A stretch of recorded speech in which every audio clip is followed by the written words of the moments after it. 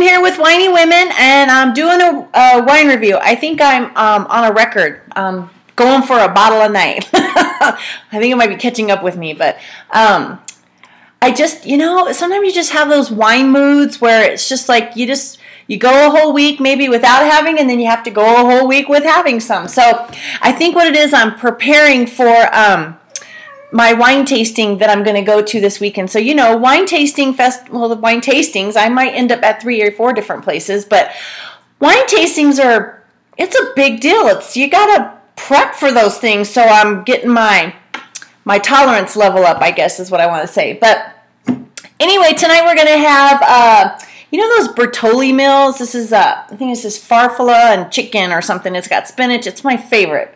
I didn't feel like cooking tonight, so my super wife, I'm cheating tonight. So anyway, I wanted a wine because tonight's Comedy Wednesday, and I wanted a wine to go with my pasta. So although it's not a white wine, it will be a light wine, which I think will go just fine with pasta. And I have to say that I'm not a huge fan of this wine, only because it's a very light wine. But obviously I purchased it, so I must have liked it when I tasted it. And so tonight, which is unfortunate because this is an Oregon wine, and Oregon is known for their Pinot Noirs. And I think the problem I have with the Pinot Noirs is that when I was there this past summer and I was tasting all these Pinot Noirs, I couldn't get past the light taste of this wine. And so a couple people at some of the wineries were like, well, you should try it with this and try it with that and try it with this. And it's like, hey, here's an idea. How about you have that stuff on hand so when I drink this wine, I can taste it and I might like it, because obviously, from what I was gathering, it's more of a wine that you would want to drink with food versus just by itself. And I like wines sometimes just so I can drink by themselves. So one of my favorite vineyards in Oregon is Yamhill Valley. This is their 2007 Estate Pinot Noir. And I think this one may be gone. I got this when I went back in the summer, but I think it might be gone because I think they were trying to clear it out, and so they were running a special on it. So I think it was like $15 or something like that. But I really liked it. It was one of my favorites, which, like I said, was kind of weird, and I didn't have any food there. So we're going to try this 2007 Estate Pinot Noir, which I'm anxious because it is a 2007, so it has been sitting for quite some time. But it is very light in color. I mean, you definitely can see the other side of that. And that's your indication that it's a light wine. It looks real thin. It's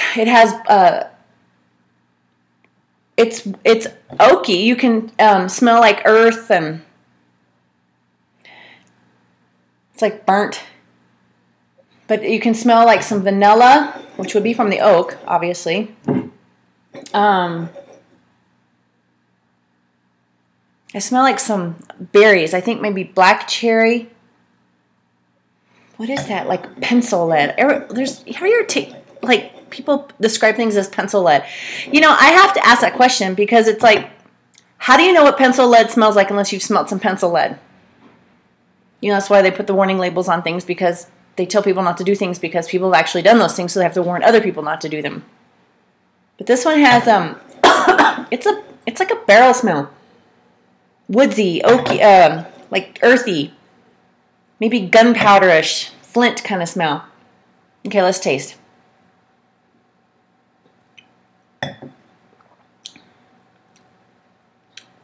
It tastes like a campfire.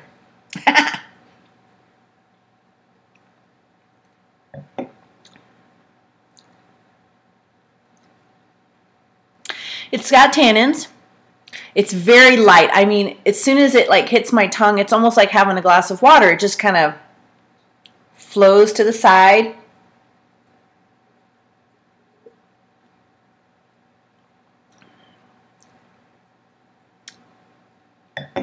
I don't know. Does age go against a Pinot Noir?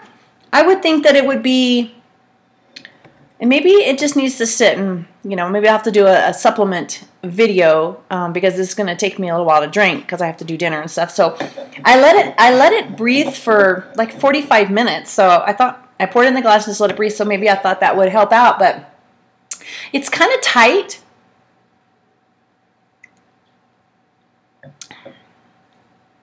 And I guess I don't get a whole lot of flavor, except I get that tannin, which is a plus for the wine because I love tannin, so the grippier the better.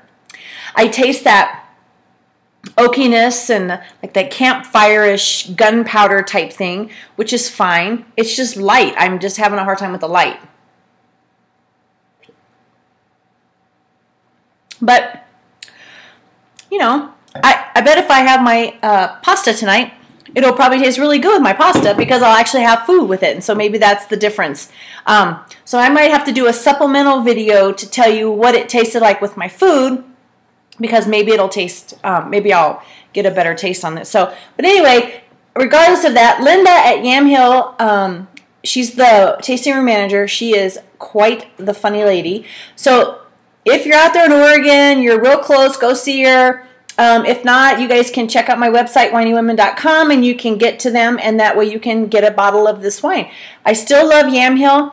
The Pinot Blanc was my favorite, so I've already drank that and moved on. But this is my last bottle of this, Yamhill Valley.